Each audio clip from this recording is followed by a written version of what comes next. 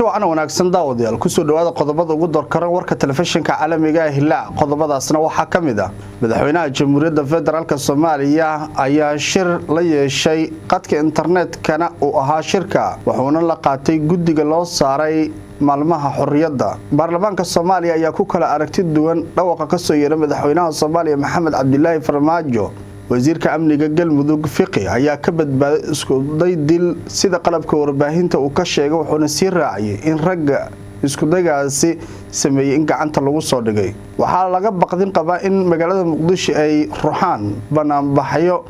kuwa oo maamulka gobolka Banaadir digniin uu ka soo saaray beelo ku dagaalamay galbeedka gobolka Mudug ayaa heshiis hordhac gaaray waxaana soo dhaweeyay baarlamaanada galmudug Puntland iyo baarlamaanka heer federaal qaarkood warkii oo idinkaga imaanaya telefishinka caalamiga ah Hilaacna wanaaganta ku maasantii la socodkii la jaanqaadka warkayaga